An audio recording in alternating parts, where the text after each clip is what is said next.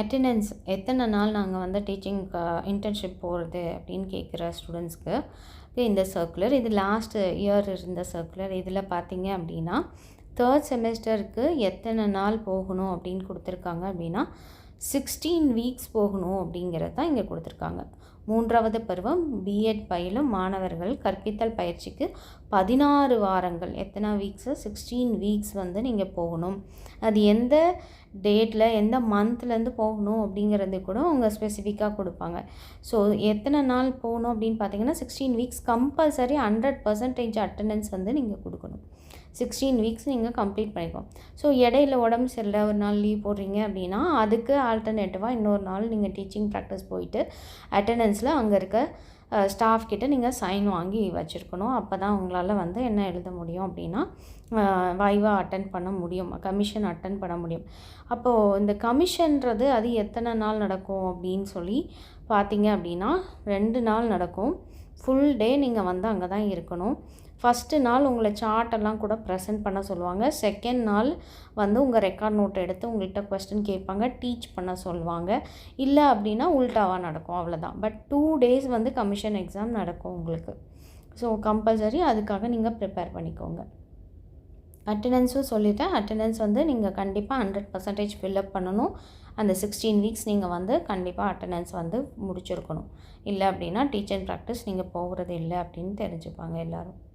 சரி, இந்த டீச்சிங் ப்ராக்டிஸ்ன்னு சொல்கிறாங்க, 16 வீக்ஸ் போகணுன்னு சொல்கிறாங்க அப்படின்னா என்ன பண்ணுவாங்க, அங்கே போய் நான் என்ன பண்ணணும் அப்படின்னு கேட்குறவங்களுக்கு ஃபஸ்ட்டு நீங்கள் என்ன பண்ணணும் அப்படின்னா டீச்சர் நடத்துவாங்க. அங்கே இருக்க கவர்மெண்ட் ஸ்கூல் டீச்சர்ஸாக, கவர்மெண்ட் எய்டட் ஸ்கூல், எந்த ஸ்கூலுக்கு உங்களை அனுப்பியிருக்காங்களோ அந்த ஸ்கூலில் இருக்கிற டீச்சர்ஸ் வந்து அனுப்புவாங்க. அவங்கள நீங்கள் அப்சர்வ் பண்ணணும். அப்சர்வ் பண்ணிட்டு தான் அந்த அப்சர்வேஷன் ரெக்கார்ட் எழுதணும்.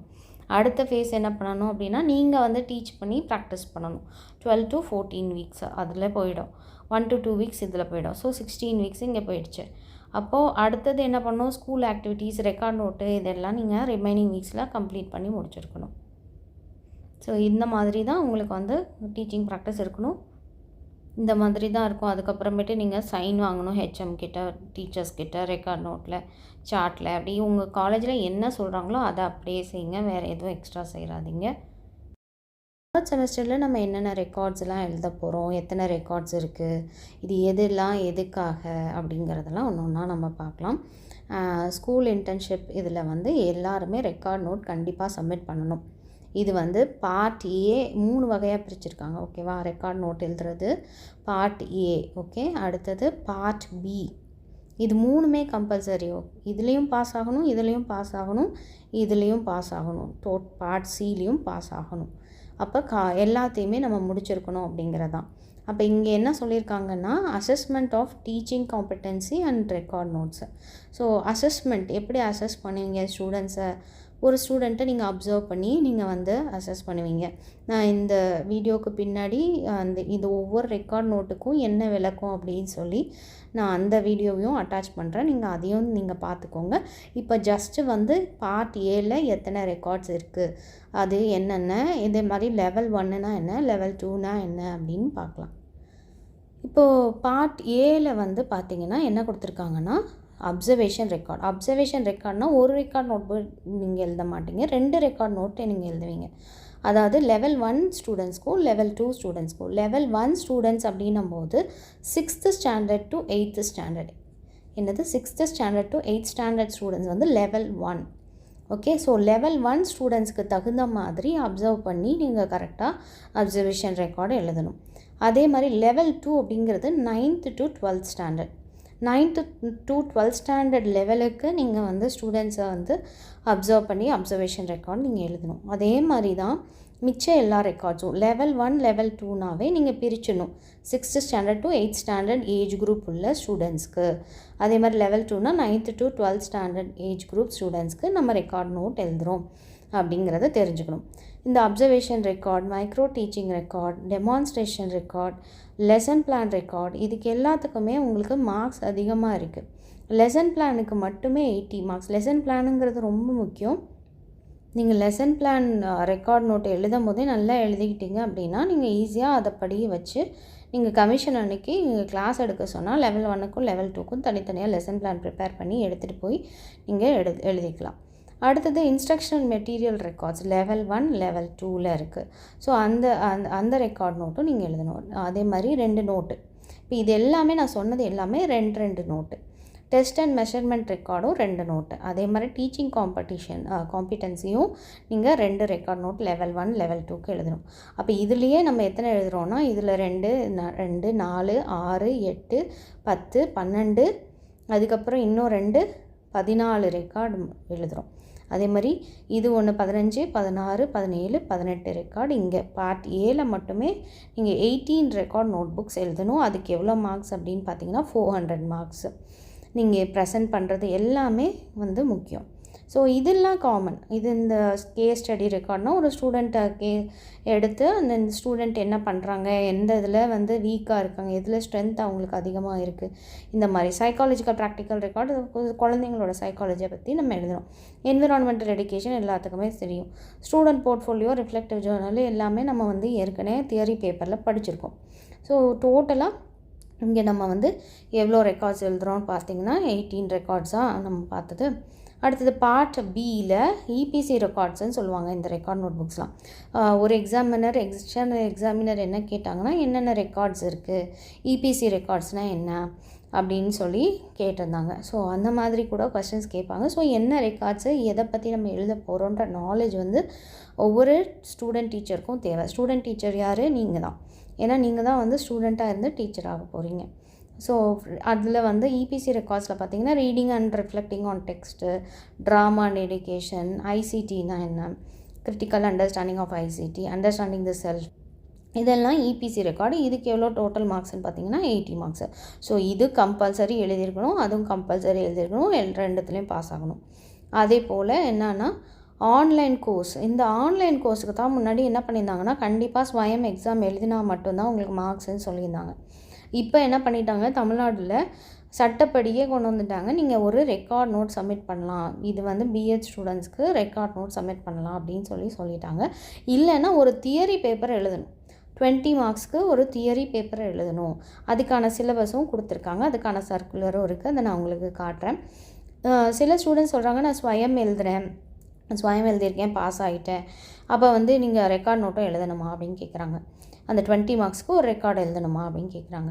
அப்படி பார்த்தீங்கன்னா ஸ்வயமில் உங்களுக்கு அவுட் ஆஃப் 20க்கு நீங்கள் வந்து ஒரு 10 வாங்குறீங்க அப்படின்னா உங்களுக்கு கம்மியான மார்க். இதே நீங்கள் ரெக்கார்ட் நோட் எழுதுனீங்கன்னா அவுட் ஆஃப் 20க்கு 20 வாங்கியிருந்தீங்கன்னா உங்களுக்கு நிறைய மார்க்ஸ் கிடைக்கும் இல்லையா? ஸோ அது மாதிரி நீங்கள் பார்த்து எதில் உங்களுக்கு நிறைய மார்க்ஸ் வருதோ அதை நீங்கள் வந்து ப்ரிஃபரன்ஸாக கொடுத்து நீங்கள் சப்மிட் பண்ணிங்கன்னா உங்களுக்கு டோட்டல் அதிகமாகும், பர்சன்டேஜ் அதிகமாகும். அவ்வளோதானே தவிர வேறு ஒன்றும் கிடையாது.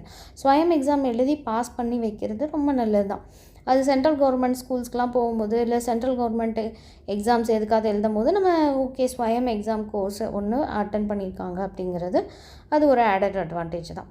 ஸோ அது மேண்டேட்ரி கிடையாது, கம்பல்சரி கிடையாது. அது முக்கியமாக கிராமத்தில் இருக்கிறவங்களுக்காக இதை சேஞ்ச் பண்ணியிருக்காங்க. இந்த மாதிரி ரெக்கார்ட் நோட்ஸை வந்து எழுதிக்கலாம் அப்படின்னு சொல்லிட்டு. ஏன்னா வேறு ஊருக்கு போகணும், எக்ஸாம் எழுதணும், இதுக்காக 1000 rupees பே பண்ணணும். இந்த எக்ஸாம் சும்மா எழுத முடியாது. கோர்ஸ் வந்து ரெஜிஸ்டர் பண்ணுறது ஃப்ரீ தான். பட் ஆனால் கோர்ஸ் ஃபீஸ் வந்து 1000 rupees நம்ம பே பண்ணி அதுக்கப்புறம் தான் வந்து நம்மளால் ஸ்வயம் எக்ஸாம் அட்டன் பண்ண முடியும். அதுவும் கம்ப்யூட்டர் பேஸ்டு டெஸ்ட்டு, அதுக்குன்னு ஒரு டேட் கொடுப்பாங்க. அந்த டேட்டில் நம்ம அவைலபிளாக இருக்கணும், கரெக்டாக நம்ம போய் அட்டன் பண்ணணும்.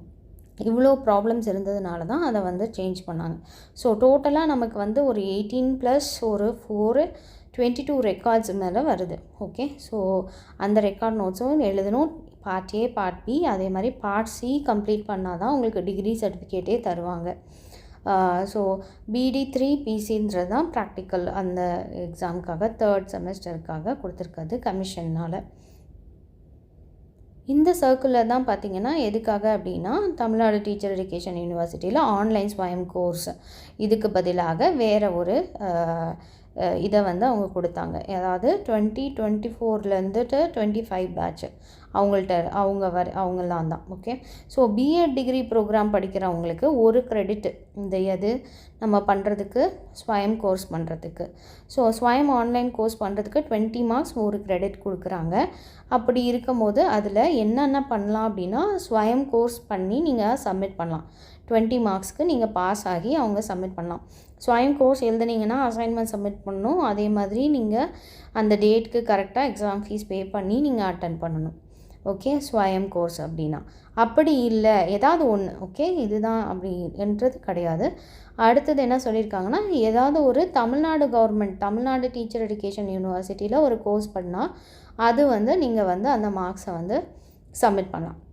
அப்படி இல்லை அப்படின்னா யோகா ஹெல்த் அண்ட் ஃபிசிக்கல் எஜுகேஷனோடைய ரெக்கார்ட் நோட் புக் நீங்கள் எழுதலாம். சிலபஸ் இங்கே கீழே கொடுத்துருக்காங்க. அதை நீங்கள் ஃபாலோ பண்ணி அதன்படி தான் நீங்கள் எழுதணும் ரெக்கார்ட் நோட்டு. இல்லை அப்படின்னா எஜுகேஷ்னல் டெக்னாலஜி ரெக்கார்ட் நோட்டு எழுதுங்க அப்படின்னு சொல்லி அதுக்கும் சிலபஸ் கீழே கொடுத்துருக்காங்க. ஸோ இந்த ரெக்கார்ட் நோட் நீங்கள் எழுதி நல்லா நீட்டாக சப்மிட் பண்ணிங்கன்னா 20 மார்க்ஸ்க்கு அதிகமாகவே நீங்கள் மார்க் வாங்கியிருக்கலாம். ஃபீஸ் பே பண்ண தேவையில்லை. இது முக்கியமாக யாருக்காக கொடுத்தாங்கன்னா, கிராமத்தில் இருக்கிற மாணவர்களுக்கு ரொம்ப கடினமாக இருக்கிறதுன்னு சொன்னதுக்காக அவங்க சட்டப்படி நமக்கு என்ன வாங்கி கொடுத்துருக்காங்கன்னா இந்த மாதிரியான வழிமுறைகள். ஏன்னா பிஎட் முடித்தும் நிறைய பேரால் இன்னும் டிகிரி சர்டிஃபிகேட் வாங்க முடியல. ஏன்னா அந்த ஸ்வயம் எக்ஸாம்னால் நிறைய பேர் அதனால் சொன்னதுனால 2024 இயர்லேருந்து இவங்க கொஞ்சம் நமக்கு சேஞ்சஸ் கொடுத்துருக்காங்க. இதே மாதிரி எம்எடாக இருந்ததுன்னா 2 கிரெடிட்ஸ் கொடுப்பாங்க. ஸ்வயம் எக்ஸாம் எழுதலை அப்படின்னா ஸ்வயம் எக்ஸாம் எழுதணும். ஸ்வயம் எக்ஸாம் எழுதலை அப்படின்னா எனி 2 ஆஃப் த ஃபாலோயிங். ஏன்னா 2 கிரெடிட் கொடுக்கறதுனால ஏதாவது 2 நீங்கள் பண்ணணும். ஒன்று ஆன்லைன் கோர்ஸ் பண்ணணும் ஸ்வயம் கோர்ஸு. இல்லை அப்படின்னா நீங்கள் தியரி பேப்பர் எழுதணும். சைல்ட் ரைட்ஸ் எஜுகேஷனும் ரிசர்ச் ஸ்கில்ஸும். இந்த தியரி பேப்பர் 20 மார்க்ஸ்க்கு தான். அதுக்கு ஒரு டேட் கொடுப்பாங்க. அதை நீங்கள் எழுதி சப்மிட் பண்ணணும் அப்படின்னு சொல்லுவாங்க. ஸோ 22 கிரெடிட்ஸ் நமக்கு கிடைக்கும். ஸோ இதில் என்ன சொல்லியிருக்காங்க, 2024லேருந்து 2025 கல்வி ஆண்டில் இருந்து அப்படின்னு சொல்லியிருக்காங்க. இதுக்கு அடுத்தது நான் உங்களுக்கு இந்த ரெக்கார்ட் நோட்டோடைய டீட்டெயில்ஸ் இதுனா என்ன, எதுக்காக இந்த ரெக்கார்ட் நோட் எழுதுகிறோம் அப்படிங்கிற விளக்கத்தை இன்னொரு இதில் வீடியோ இதுலேயே அட்டாச் பண்ணுறேன், நீங்கள் பார்த்துக்கோங்க. ஸோ இந்த ரெக்கார்ட் நோட் புக்ஸ் பற்றின டீட்டெயில்ஸ் எல்லாத்தையும் நம்ம பார்க்கலாம். அப்சர்வேஷன் ரெக்கார்டுன்னு சொல்கிறாங்க, மைக்ரோ டீச்சிங்கிறாங்க. இதெல்லாம் என்ன, இதை பற்றி கேட்பாங்க. மொத்தம் எத்தனை ரெக்கார்ட் நோட் புக்ஸ் இருக்குதுன்னு கூட சில இதில் கேட்பாங்க. இவங்க கைட்லைன்ஸ் கொடுத்துருக்காங்க நம்ம தமிழ்நாடு டீச்சர் எஜுகேஷன் யூனிவர்சிட்டியிலேருந்துட்டு.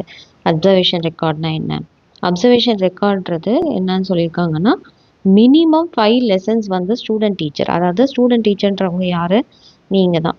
ஓகே. யார் பிஎட் படிக்கிறீங்களோ, அவங்க யார் டீச்சிங் ப்ராக்டிஸ்க்கு போயிருக்கீங்களோ அவங்க தான் student teacher. So student teacher level 1 level 2 2 லெவலுக்கும் நம்ம போகணும்.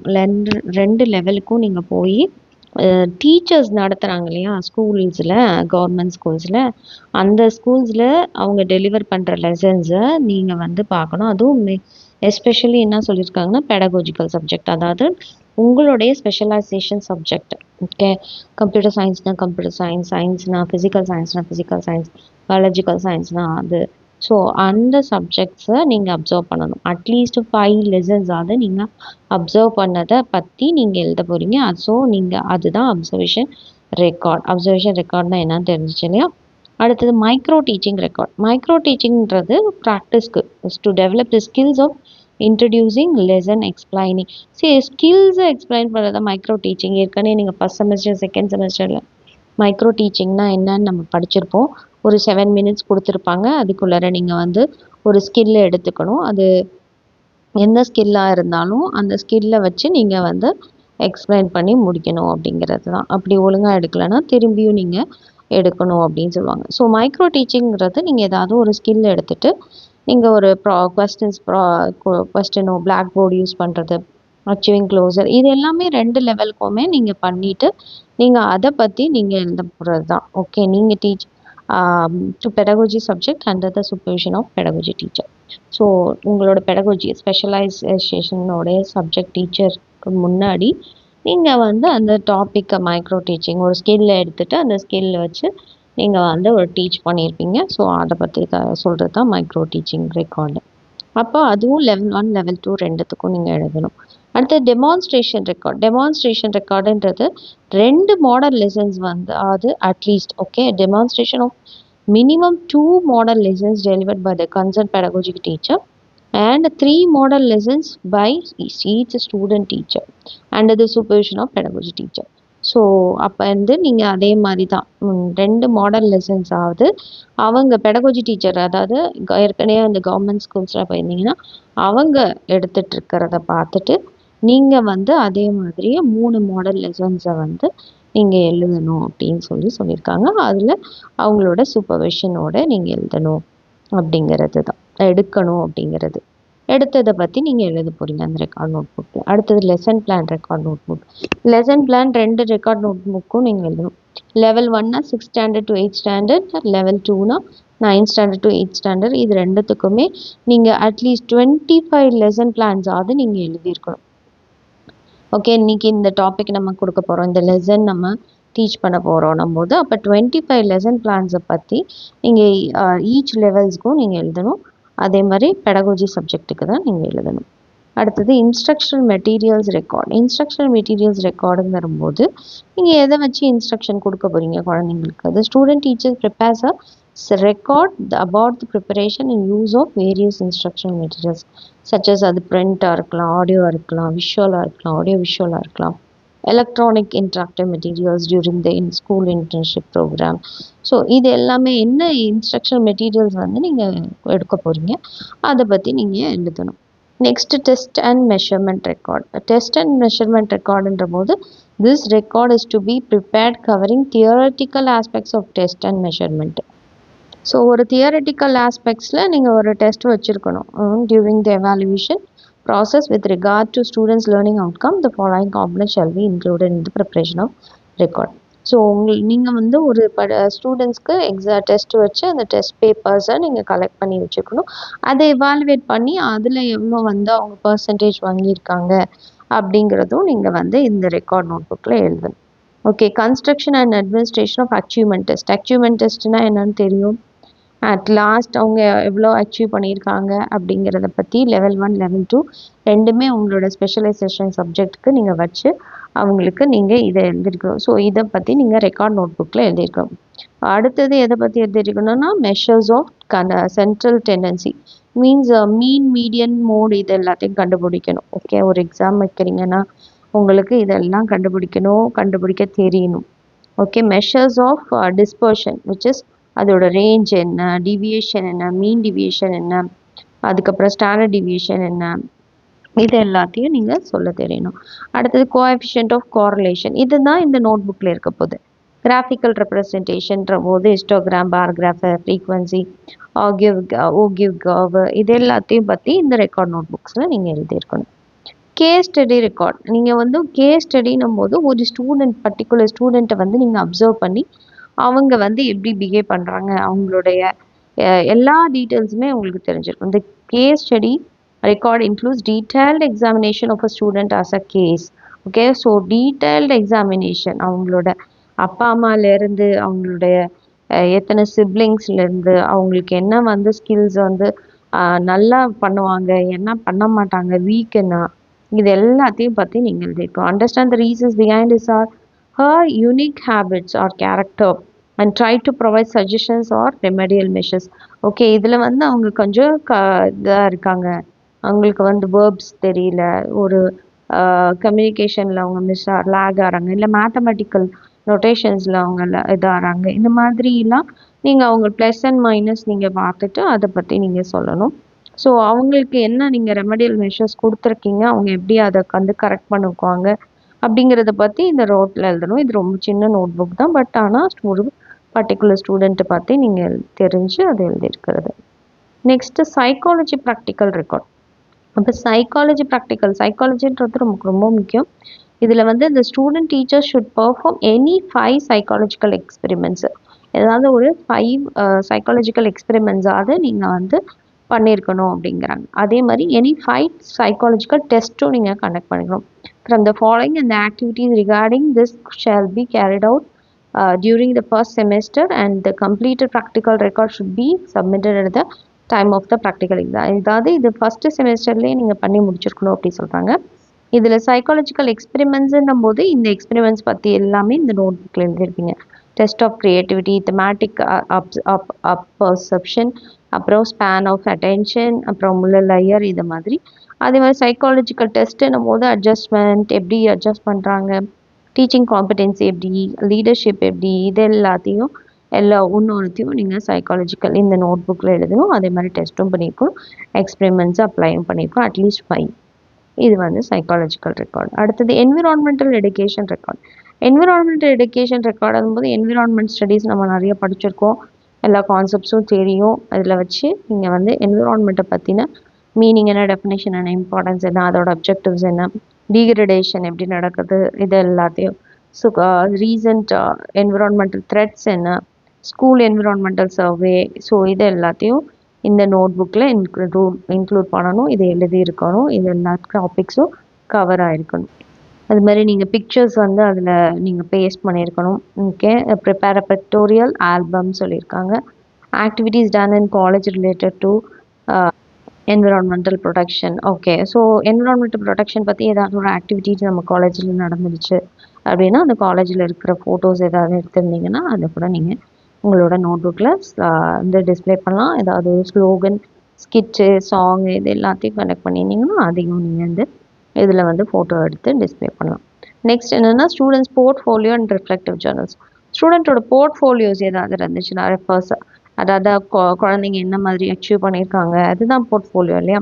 ரிஃப்ளெக்டிவ் ஜேர்னல்லாம் என்னன்னு நம்ம படிச்சிருக்கோம்.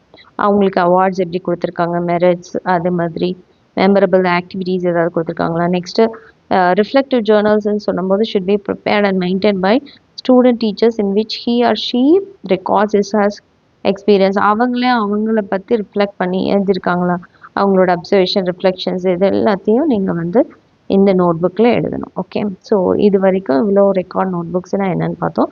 இது ஜென்ரல் ரெக்கார்ட் நோட் புக்ஸ் இல்லையா. Course reading and reflecting on text. Reading and reflecting on டெக்ஸ்ட்னால் எப்படி குழந்தைங்க ரீட் பண்ணுறாங்க, அதுக்கப்புறம் அதை எப்படி பற்றி எழுதியிருக்காங்க அப்படிங்கிறது. அந்த aim of this course is to enhance the professional capacities of student teacher. Specifically reading and writing skills எப்படி இருக்குது ஸ்டூடெண்ட் டீச்சருக்கு, பிஎட் படிச்சுட்ருக்க ஸ்டூடெண்ட் டீச்சருக்கு எப்படி இருக்குது அப்படிங்கிறது தான் இந்த கோர்ஸோட அப்ஜெக்டிவ் சொல்கிறாங்க. To enable student teachers to enhance their capacities as readers. So teachers வந்து நல்லா ரீட் பண்ணணும், ரைட் பண்ணணும், and becoming a participant in the process of reading. Okay, so எப்போதுமே ரீட் பண்ணுங்க அப்படின்னும் போது ஸ்டூடெண்ட் டீச்சர் அதில் வந்து நல்லா ப்ராக்டிஸ் பண்ணிக்கணும். To read diverse textbooks or text or books and to learn to think together.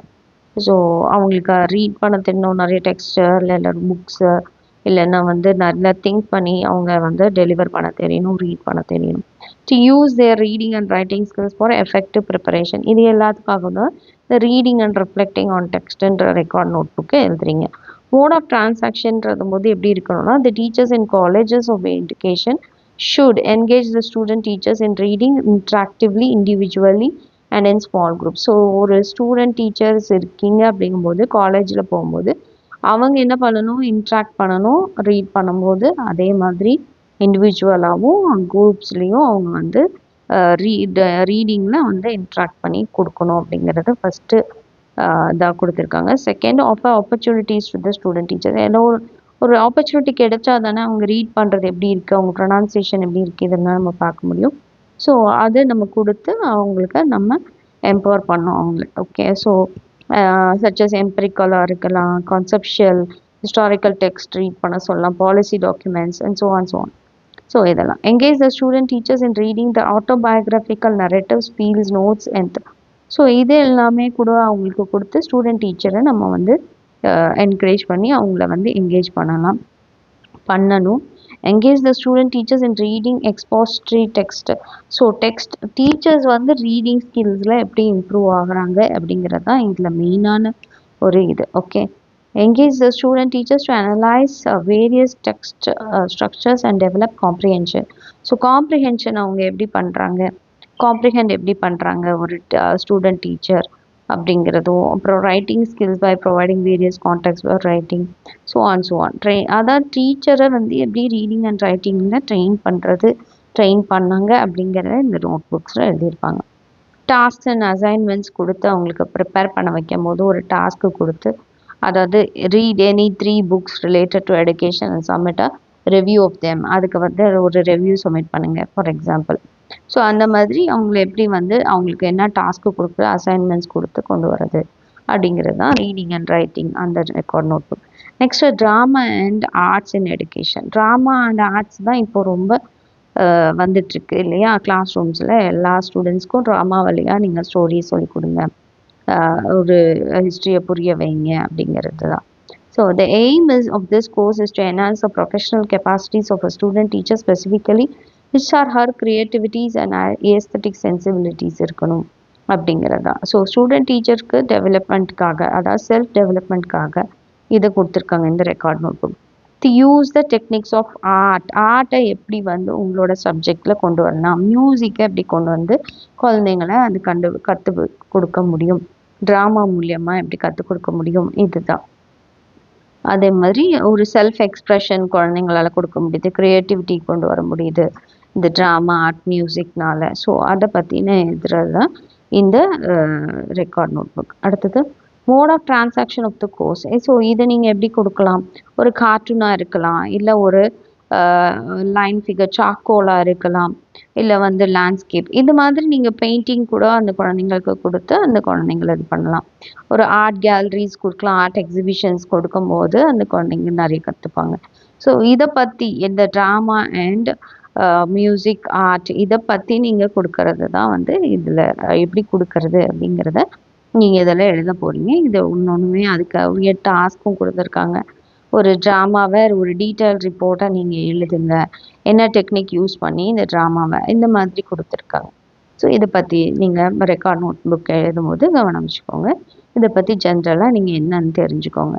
Critical understanding of information and communication technology. So அதாவது ஐசிடியே எப்படி நீங்கள் வந்து இன்வால்வ் பண்ண வைக்கிங்க.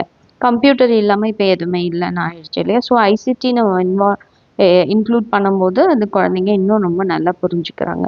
So to teach effectively in a technology enhanced classroom, previously referred to as a smart classroom, to achieve knowledge comprehension, practice skills and presentation skills in ICT. So smart classroom எப்படி use பண்ண முடியும், அது எஃபெக்டிவாக எப்படி use பண்ண முடியும் அப்படிங்கிறது தான் அவங்க கிளாஸ் ரூமில். அது மாதிரி அவங்களோட ஸ்கில்ஸ் எப்படி, அவங்களுடைய presentation skills, practice skills, knowledge comprehension, இது எல்லாத்தையும் யூஸிங் ஐசிடியில் யூஸ் பண்ணும்போது அவங்களுக்கு எல்லாமே யூஸ் பண்ண தெரியணும். To operate ICT tools such as கம்ப்யூட்டராக இருக்கலாம், லேப்டாப்பாக இருக்கலாம், ஐஃபோனாக இருக்கலாம், மொபைல்ஸாக இருக்கலாம், so on.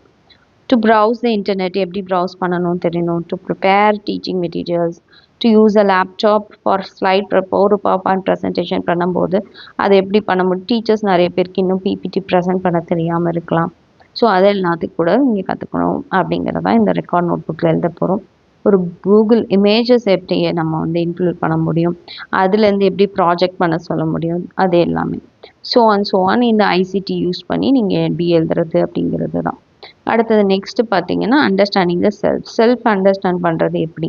To enable the student teachers to develop sensibilities, dispositions and skills that will help them in facilitating their personal growth and students. Okay, so ஒரு student டீச்சரை எப்படி நம்ம வந்து செல்ஃப் டெவலப்மெண்ட் பண்ணுறது, அவங்களோட சென்சிட்டிவிட்டி, அவங்களோட கம்யூனிகேஷன், அவங்களோட understanding of the human self and personalities, இது எல்லாத்தையும் பற்றி எப்படி வந்து அவங்க அண்டர்ஸ்டாண்ட் பண்ணி அவங்க டெவலப் பண்ணணும் அப்படிங்கிறத ஒரு ஸ்டெப்பாக இங்கே கொடுத்துருக்காங்க. ஸோ அதை பற்றின டாஸ்க் அண்ட் அசைன்மெண்ட்ஸும் இருக்குது. இதை நீங்கள் பண்ணினீங்கன்னாவே இந்த செமஸ்டர் வந்து ஓகே ஆகிடும். ஸோ இதை பற்றி நீங்கள் ஜென்ரலாக புரிஞ்சுக்கணும். இந்த ரெக்கார்ட் நோட் புக்ஸ் நம்ம எழுதுகிறோமே, ரெக்கார்ட் நோட் புக்ஸை பற்றி உள்ளே கூட இருந்து கேட்கலாம். அது எதுக்காக எழுதுனீங்க, என்ன பர்பஸ்க்காக எழுதுனீங்க அப்படிங்கிறதுனாலையும் கேட்கலாம். ஸோ அதனாலையும் நீங்களே எழுதுறீங்க, உங்களுக்கே அது என்னென்னதுக்காக நம்ம எழுதுகிறோம் அப்படிங்கிறது புரியணுன்றதுக்காகவும் தான் இந்த டீட்டெயில்ஸ் எல்லாமே. ஸோ அடுத்தது ஸ்வயம் கோர்ஸ் பற்றி பார்க்கலாம் அடுத்த வீடியோவில்.